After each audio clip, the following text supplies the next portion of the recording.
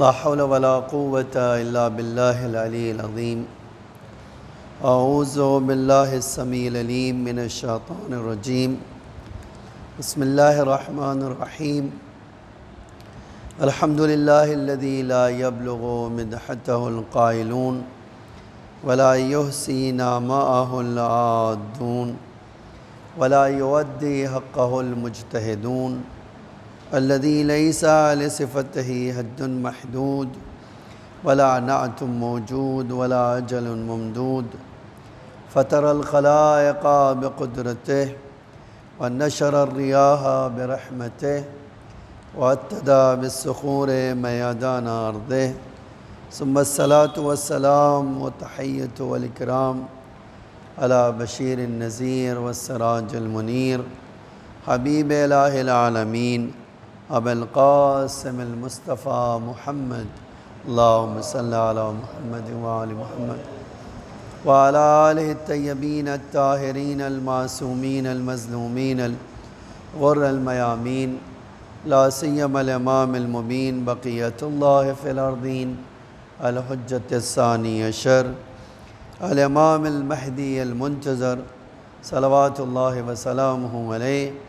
أما بعد فقد قال الله تعالى في سورة التوبة إن عدة الشهور عند الله 12 شهرا في كتاب الله يوم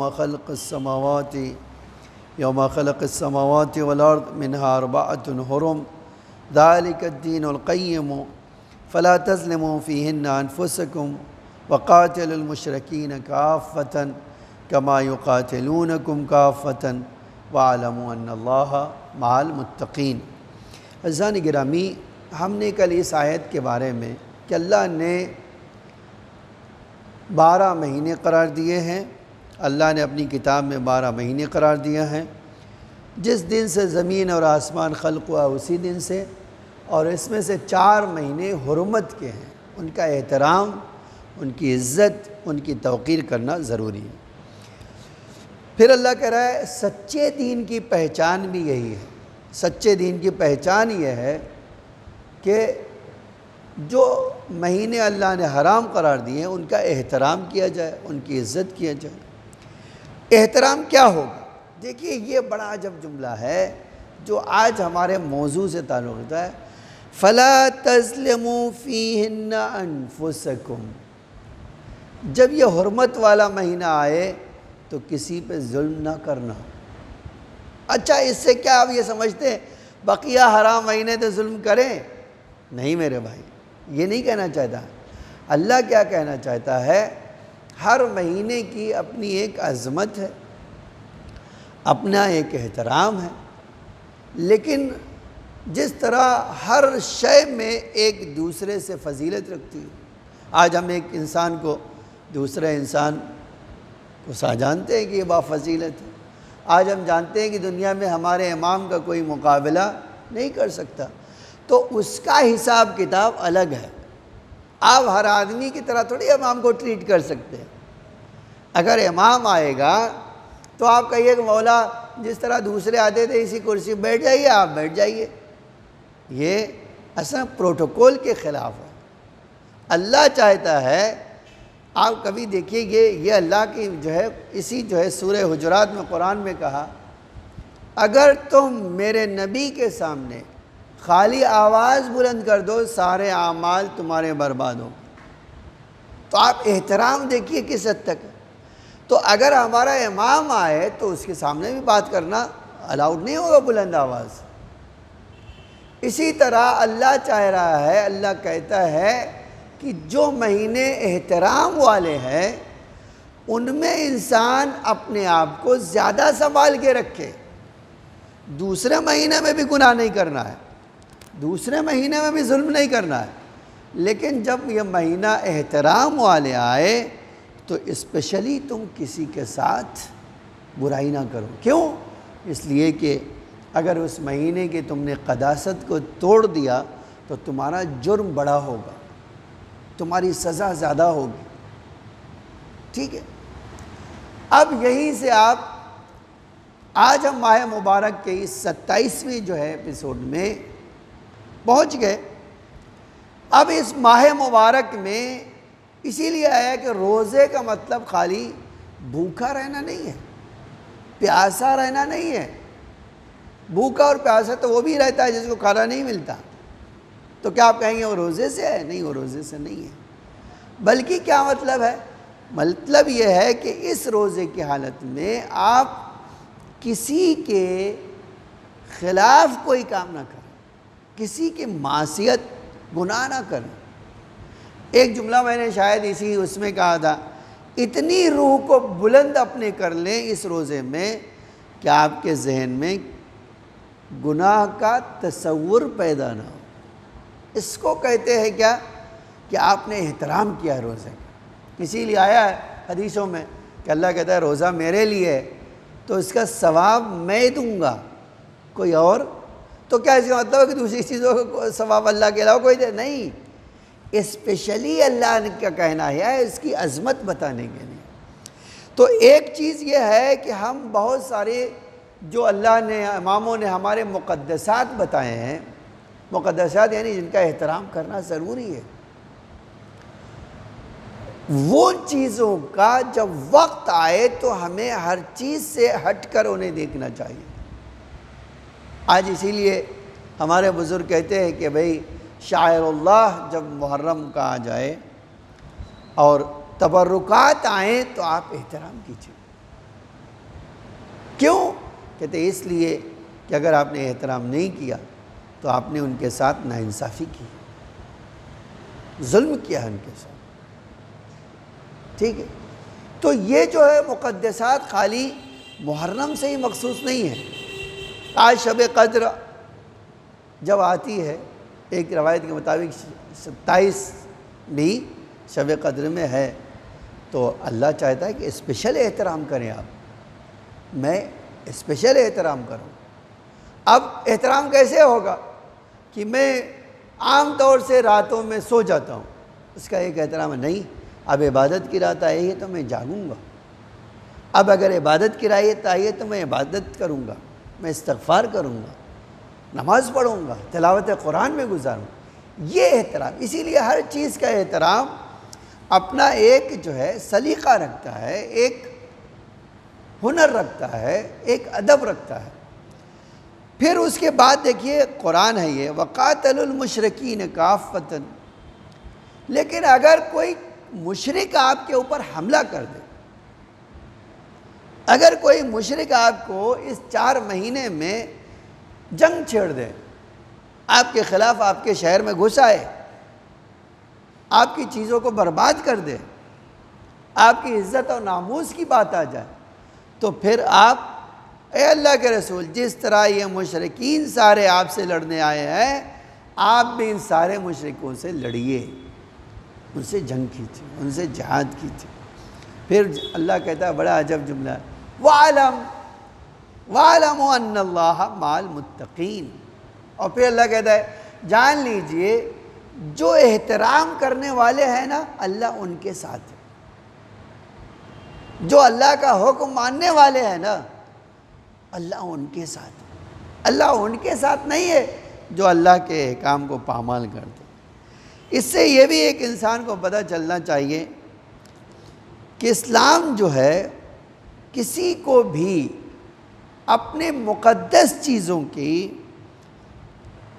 توہین کرنے کی اجازت نہیں دیتا۔ ٹھیک ہے، چاہے وہ دینی باتیں ہوں یا دین سے تعلق رکھتا، اسی لیے کہتا ہے کہ دیکھیے کسی کو جو ہے مس یوز کرنے کا حق نہیں۔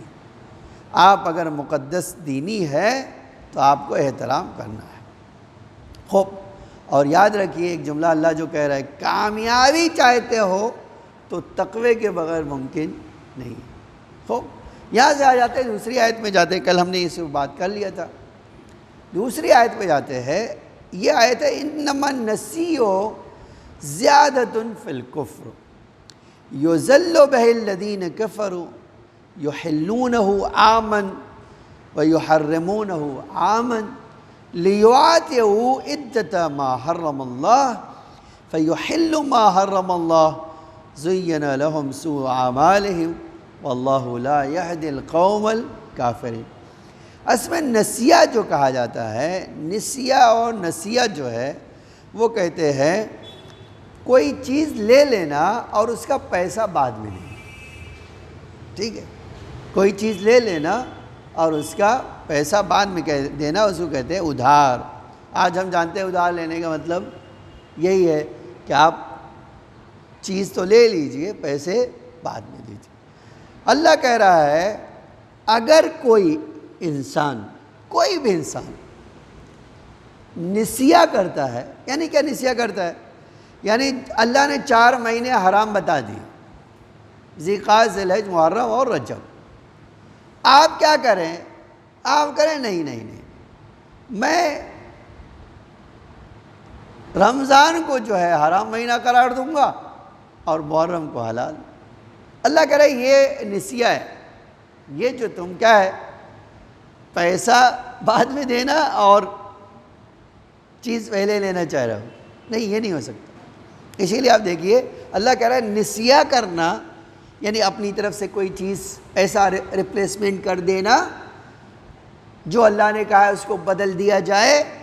آج ایسا ہے، ہم کہتے اللہ میاں کیوں ایسا کر رہے ہیں، اے کاش ایسا نہیں ایسا کہا ہوتا۔ آج ایک مثال ہے، کہتے کہ بھائی داڑھی کیوں رکھیں، کیا اللہ میاں کو نہیں پتا تھا ہم بڑی مشکل میں رہنے والے تھے تو داڑھی مڑانا الاؤڈ کر دیتے؟ نہیں، حجاب کتنا مشکل کام ہے، تو حجاب اگر نہ ہوتا تو بڑا اچھا ہوتا۔ یہ جو کہہ دینا ہے، اللہ کہہ رہا ہے کہ یہ کفر میں اضافہ ہے، تمہارا کفر میں تمہارے ترقی ہو گئی ہے۔ اور یُضَلُّ بِهِ الَّذِينَ كَفَرُوا، اور یہ بدل کر تم نے، کافروں نے یہ بدل کر اپنے آپ کو اور گمراہ کر لیا ہے۔ آپ دیکھیے کرتے کیا تھے، خود کہتے تھے یُحِلُّونَهُ عَامًا، 1 سال انہی 4 مہینوں کہہ دیتے نہیں یہ حرام مہینہ، اور دوسرے سال آتا تھا وَيُحَرِّمُونَهُ عَامًا، دوسرے سال کہہ دیتے نہیں ہم اس کو احترام والا مہینہ نہیں مانیں گے۔ اللہ کہہ رہے یہ کرنے کا مقصد کیا ہے؟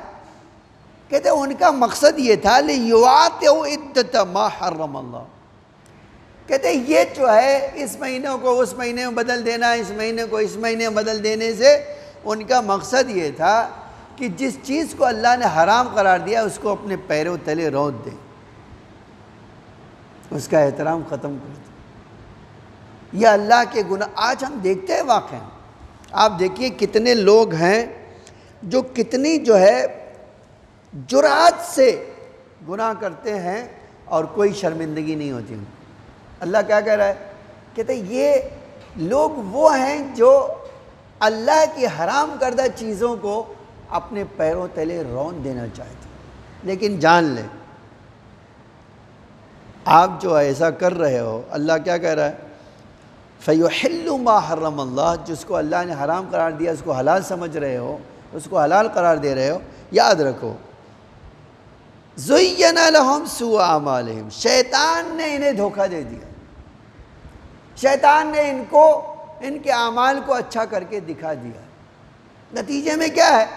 اب یہ ہدایت نہیں پائیں گے۔ وَاللَّهُ لَا يَهْدِي الْقَوْمَ الْكَافِرِينَ، اللہ ہرگز کافروں کو ہدایت نہیں کرے گا، اللہ ہرگز جو ہے ان کو ہدایت نہیں کرے گا۔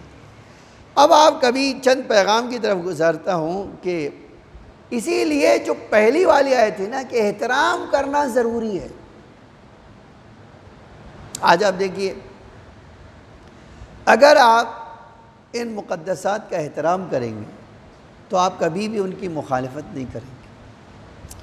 پھر دوسرا مرحلہ یہ بھی ہے، جان لیجئے قانون خدا میں آپ اپنی طرف سے ایک ذرہ بدلاؤ نہیں کر سکتے، جیسا ہے آپ کو ویسا ہی ایکسیپٹ کرنا پڑے۔ اسی لیے آج اللہ کا رسول کہتا تھا کہ اللہ کے قانون کو خالی ہضم کرنا بہت بڑی عبادت ہے، کرنا نہ کرنا تو بات کا مسئلہ ہے، خالی جیسے اللہ نے کہا ہے آپ کہیے، میں کہوں اے اللہ تو نے کہا ہے قبول ہے۔ کل میں نے ایک مثال دی تھی، آج بھی کہہ دیتا ہوں، رسول اللہ کی زندگی میں ایسے بہت سارے مرحلے آئے، ٹھیک ہے، جہاں پر قوم کچھ چاہتی ہے اور رسول اللہ کچھ چاہتے ہیں۔ ایک مثال اس کی جانتے کیا؟ ایک مثال یہ ہے، قرآن خود کہتا ہے اس ایک مثال میں کہ پیغمبر کے ایک منہ بولے بیٹے تھے، پیغمبر کے ایک منہ بولے بیٹے تھے۔ ہم جس کو کہتے ہیں متبنہ، آج جس کو ہم کہتے ہیں کہ بھئی ایڈاپٹ کر لینا، کسی بچے کو ایڈاپٹ کر لینا، پالنا۔ جب پیغمبر نے شادی کیا اپنے تو ان کی بہو کہلانے لگی، اب ظاہر سی بات ہے وہ بیٹا پالا ہے، اور اتفاقاً زید جو ہے کسی جنگ میں شہید ہو گیا، شادی کیا تھا اور ابھی جنگ میں گئے شہید ہو گئے۔ اللہ کا حکم آیا، اے رسول اس سے شادی کر لو۔ اب پورے جو ہے سوسائٹی میں تہلکہ مچ گیا کہ رسول اللہ معاذ اللہ اپنی بہو سے شادی کریں گے۔ قرآن نے آ کے جواب دیا، کہتے ہیں ہمارا منہ بولنے سے تھوڑے ہی کوئی بہو ہو جاتے ہیں، اللہ کو کسی کو شرم نہیں آتی یہ حق بیان کرنے میں، اور آج سے یہ قانون ہے، تمہاری اولاد اگر ہوگی تو تمہاری بہو بنے گی، کسی کو پالو گے تو وہ بہو بننے والی نہیں ہے۔ اور آپ اے اللہ کے رسول ہمارا حکم ہے، آپ شادی کیجیے۔ آج سنیوں نے اس مسئلے کو لے کر تاریخ میں دنیا بھر کا الزام تراشی کی ہے رسول اللہ پر، لیکن اللہ کا رسول کیا کہتا تھا؟ اللہ قرآن میں کہتا ہے میرے رسول آپ دل میں جو غم لیے ہوئے ہیں آپ اس کی پرواہ نہ کیجیے، آپ اللہ کا حکم فالو کیجیے۔ تو آپ اور میں چاہیں یا نہ چاہیں اللہ کا حکم ہے، تو جیسا ہے اسی طرح مجھے اور آپ کو قبول کرنا ہے۔ آپ کہیے میں نے کسی جگہ دیکھا کہتے ہیں ہم سپہر کا روزہ رکھیں گے، مجھے یہ سپہر کا روزہ کیا بھیا؟ تو کہتے ہیں سپہر کا مطلب ہوتا ہے کہ دین کو 3 حصے میں بانٹ دیں گے اور ایک حصے میں رہیں گے، 2 حصے میں کھا لیں گے۔ تو کہا یہ کہ روزہ نہیں ہوگا، تمہارا قانون ہوگا۔ روزہ یہ ہے کہ اللہ کہہ رہا ہے کہ نماز فجر سے لے کر مغرب تک کھانے پینے سے دور رہو۔ اب یہ اسپیشل قانون تھا جناب مریم کے لیے کہ اے مریم چپ کا روزہ رکھو۔ چپ کا روزہ یعنی کیا؟ کھاؤ پیو لیکن کسی سے بات نہیں کرنا۔ یہ جو ہے وہ ایک اسپیشل حکم تھا، اسپیشل پرسنالٹی کے لیے تھا، وہ آپ کا اور میرا اس سے کچھ نہیں ہے۔ بالکل اسی طرح سے جیسے آج قرآن میں کہا ہے کچھ چیزیں ہمارے رسول اللہ کے لیے، آپ کے لیے نہیں ہے۔ ایک مثال کیا ہے؟ 13 شادیاں کر لی، آج کسی مسلمان کو حق نہیں ہے کہ 13 شادیاں کر لی۔ اللہ قرآن میں کہتا ہے کہ تمہیں 4 تک تو جانا ہے، اور وہ بھی اگر انصاف کر سکو تو، ورنہ تم انصاف نہیں کر سکتے ہو تو ایک ہی بیوی تمہارے لیے کافی ہے۔ تو جو اسپیشل حکم ہوتا ہے اس کا جو ہے معاملہ الگ ہوتا ہے، اور جو اسپیشل نہیں ہوتا ہے وہ سارے لوگوں کو اس قانون کو ماننا ہے، اس میں اپنی طرف سے آپ کوئی تبدیلی نہیں کر سکتے۔ اللہ کا جو حکم ہے آپ کو من و عن ماننا ہے، من و عن یعنی اس میں ایک ذرہ تبدیلی واقع نہیں ہو سکتی ہے۔ ایک اور جملہ سن لیجئے، اور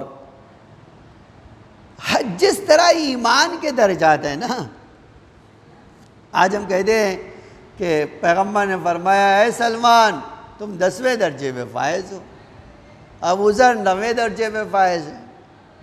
تو اب ایک سوال ہوتا تھا کہ جو 10ویں درجے میں 9ویں درجے پہ فائز ہے اس کا مطلب کیا ہے؟ کہتے ہیں اس کا مطلب ہے کہ ہر آدمی کا ایمان ایک جیسا نہیں ہے۔ ایک آدمی نماز پڑھتا ہے، پوری نماز میں داڑھی کھجاتا ہے، ایک آدمی مجلس میں آ کے خوب جھمکیاں مارتا ہے، ان دونوں برابر نہیں ہو سکتے ہیں، یہ اللہ کا قانون ہے۔ ایک آدمی دھیان سے سنے، ایک آدمی سوتا رہے۔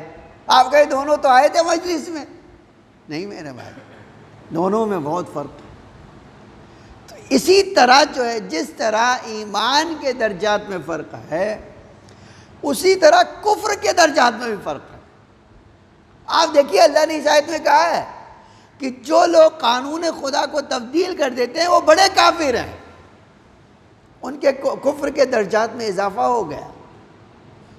جو اللہ کے مقابل میں جنگ کرنے کے لیے آئے وہ بڑا کافر ہے، جو رسول اللہ کو قتل کرنے کے لیے آئے وہ بڑا کافر ہے، اس کے کفر کا درجہ کچھ اور ہے۔ اسی لیے قرآن نے کہا ہے کہ جب بڑے کافر ہو جاتے ہیں تو اللہ ان کے دلوں پہ مہر لگا دیتا ہے کہ اب تمہیں کوئی اچھائی سمجھ میں نہیں آئے گی۔ اسی طرح جب مومن کا ایمان بہت بلند ہو جاتا ہے تو اللہ اس کے دل کے دروازے کھول دیتا ہے اور وہ فرشتے دیکھنے لگتا ہے۔ ہمارے ایک عالم تھے، کہتے تھے میں نے دیکھیے بڑی عجیب عجیب چیزیں ہوتی تھی، کہتے تھے ایک سوکھی کشمش چنا جیب میں رکھ لیا اور چلے گئے۔ کہاں؟ شہر سے دور، شہر سے باہر ایک قبرستان میں۔ کیا کر رہے ہیں بیٹھ کے؟ وہاں بیٹھ کے خاص تسبیح پڑھ دیں۔ مثلا یہ آج ہمارے وہاں پائی جاتی ہے تسبیح، سبحانک یا لا الہ الا انت انی کنت من الظالمین، ٹھیک ہے؟ اس کو ذکر یونسیہ بھی کہتے ہیں، لا الہ الا انت سبحانک انی کنت من الظالمین۔ کہتے ہیں یہ تسبیح پڑھ رہے تھے، اچانک دیکھا کہ حوریں ہمارے سامنے آ گئی۔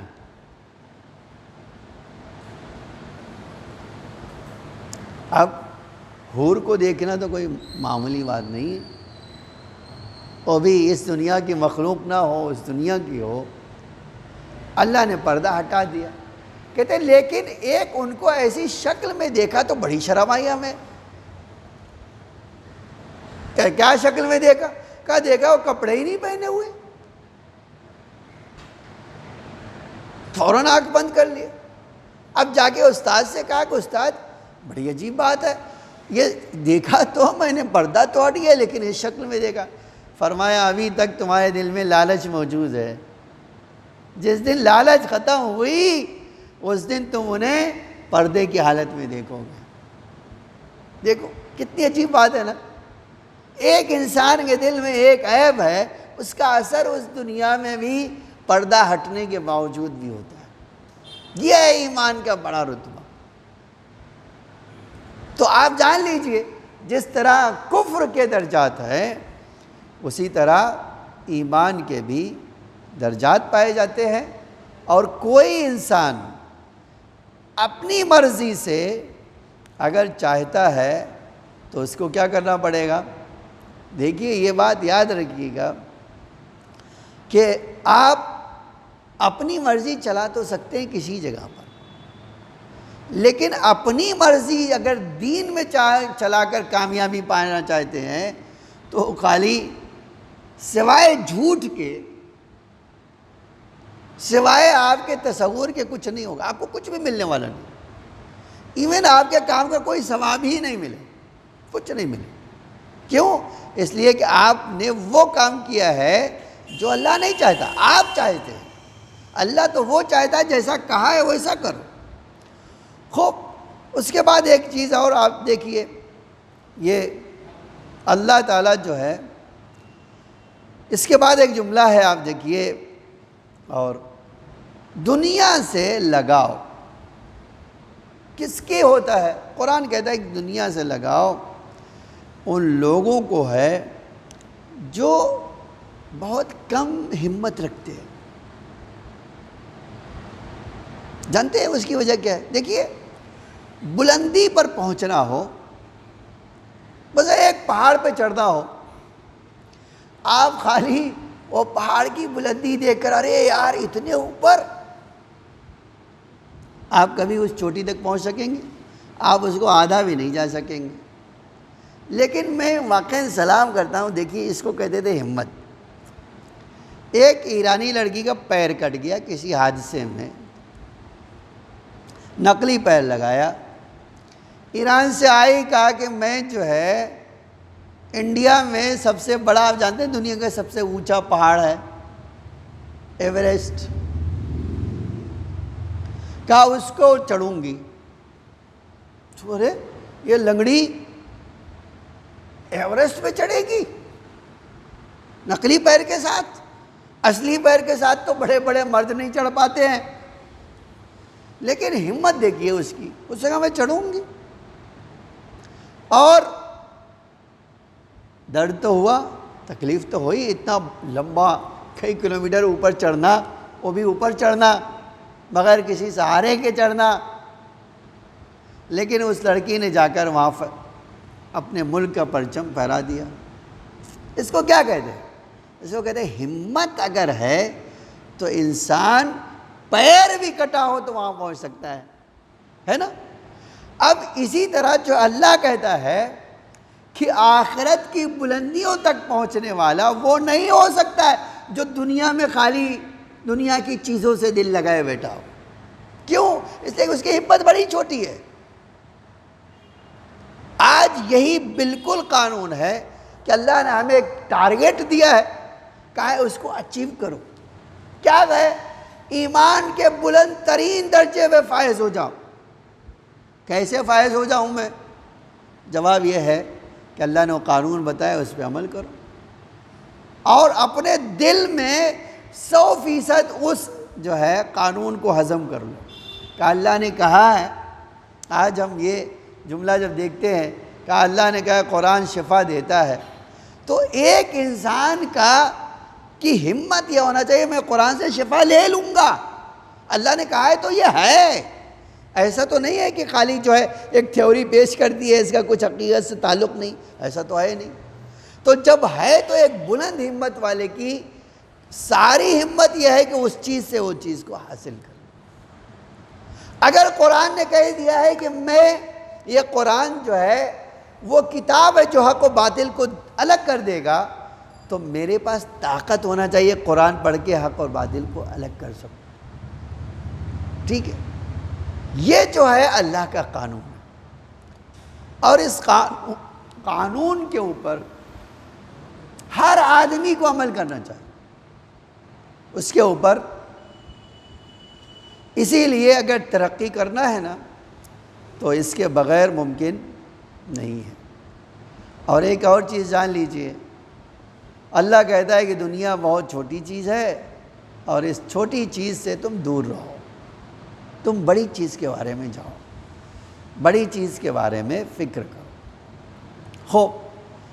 اس کے بعد ایک اور آیت ہے جو ابھی اس وقت انشاءاللہ آج تو نہیں ہو سکتی ہے، اب ہم آئندہ جو سیشن میں اس بارے میں بات کریں گے کہ اللہ جو ہے کس قدر اپنے بندوں سے چاہتا ہے کہ اس کے حکم کی اطاعت کرے، اس کے حکم کو پامال نہ کرے، اس کے حکم کو بلا چوں چرا کیے ہوئے عمل کرے.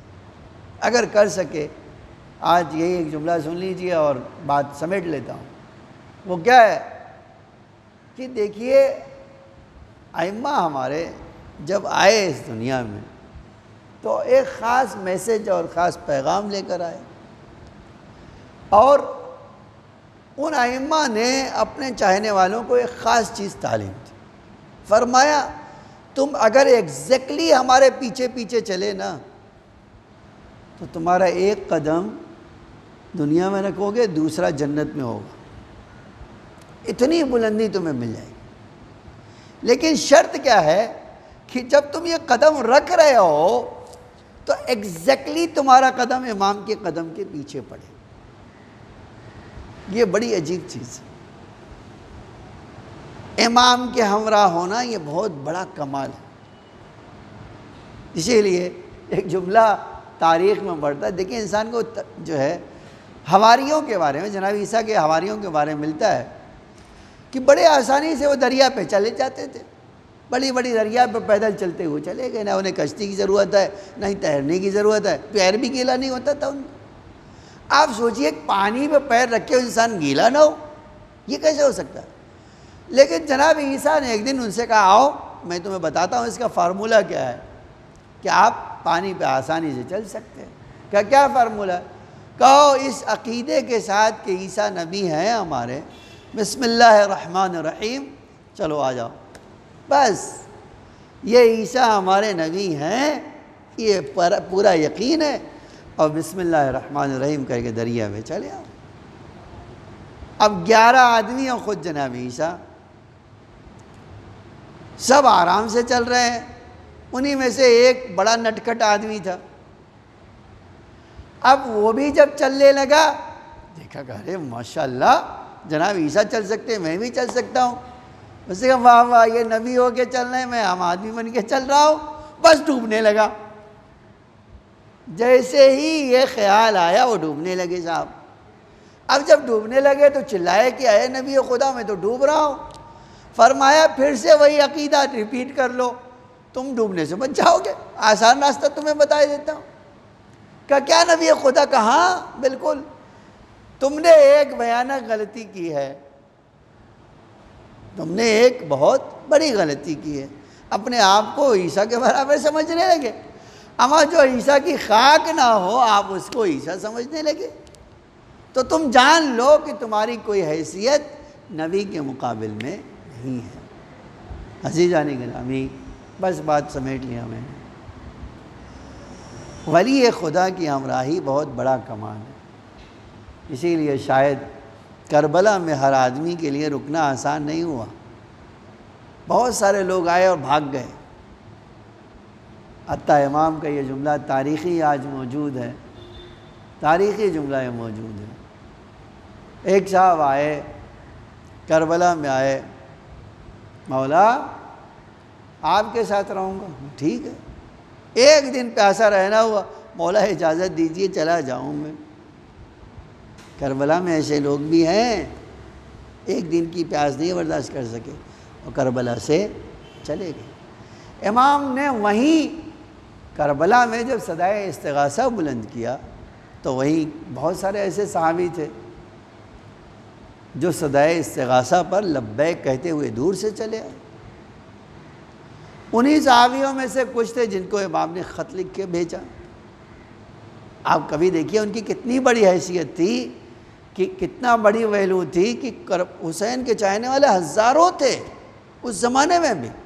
یمن پورا جو ہے اہل بیت کے چاہنے والوں میں سے تھا، لیکن یمن میں خالی مسیب کو خط لکھا، مسیب ہماری مدد کو آؤ۔ راوی کہتا ہے جناب مسیب کو ایک خط پہنچا تو ایک میدان پہ کھڑے ہو کر وہ خط پڑھا، 10,000 جو ہے لوگ امام کی نصرت کو تیار ہو گئے۔ مسیب چلو آؤ ہم امام کی نصرت کو جائیں۔ خط ملا، روانہ ہو گئے، لیکن ہائے افسوس یہ قافلہ یمن سے چلا، 2 منزلیں طے کیا، 3 منزلیں طے کیا تھا کہ ایک جگہ پر رک کے مسیب نے کہا پوچھو تو صحیح کہ ہمارے آقا کی خبر کیا ہے۔ بس یہ جملہ تھا، کسی آنے والے سے مسافر سے پوچھا مسیب نے کہ تم وہاں سے آئے تھے تو حالت کیا تھی؟ کہا مسیب اگر مدد کرنا چاہتے ہو تو جلدی کرو۔ اے مسیب میں کربلا سے اس وقت چلا تھا جب حسین کے بچوں کی پیاس کی شدت سے الاتش کے لے کر خیمے میں پھرتے تھے۔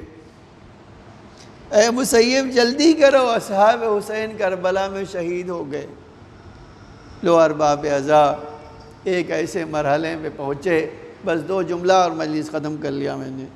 ایک مرحلے پہ پہنچے، مسیب گھبرا کے کہتے ہیں جاؤ دیکھو اب کوئی آ رہا ہو تو اس کو بلاؤ۔ اب جب کوئی آیا، مسیب نے پوچھا بھائی تو کربلا سے چلا تو کیا ہوا؟ کہا ہے مسیب میں چلا تھا تو خیمے کو آگ لگا دی گئی تھی، حسین شہید کر دیے گئے تھے، نو کے نیزے پر سر بلند تھا۔ ارے مسیب نے منہ پہ تماچے مار لیے، اے میرے آقا ارے ہم آئے تھے یمن سے مدد کرنے کو، لیکن ہائے ہماری قسمت، ہم آئے بھی تو آپ کو ہماری مدد کام نہ آئی۔ الا لعنت اللہ علی القوم الظالمین، سیعلم الذین ظلموا ایام منقلبون ایام انقلبی ینقلمون الہی بحق زہرا و ابیہا و بالہا و بنیہا و سر المستودع فیہا بعدد ما احاط بہ علمک۔ اے اللہ ہماری اس مختصر سی عبادت کو قبول فرما۔ اے اللہ ماہ مبارک ہے، یہ تاریخی گزر رہی، پروردگار ہمارے اعمال کو قبول فرما۔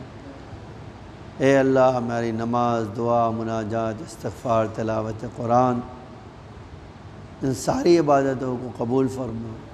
ہمارے ڈھیر سارے گناہوں کو معاف فرما، ہمیں مزید عبادت کرنے کی توفیق عطا فرما۔ اے اللہ ہم حاجت مند ہیں، اپنی درگاہ سے ہماری حاجتوں کو قبول فرما، ہم سب کے رزق حلال میں برکت عطا فرما۔ مومنین جو پریشان حال ہیں ان کی پریشانیوں کو دور فرما۔ مولا امام زمانہ علیہ السلام کے ظہور میں تعجیل فرما، زمین کو آقا کے ظہور کے لیے آمادہ فرما، ہم سب کو آقا کے حقیقی غلاموں میں شمار فرما۔ اس آفت و بلا سے تمام مومنین کی حفاظت فرما، جو بیمار ہیں انہیں شفاء عاجل کامل عطا فرما۔ ہماری اموات پر اپنی رحمت و مغفرت نازل فرما۔ اے اللہ ہمیں نور آل محمد سے مزین فرما، اس دنیا میں محبت اہل بیت اور آخرت میں شفاعت اہل بیت نصیب فرما۔ ربنا تقبل منا انک انت السمیع العلیم۔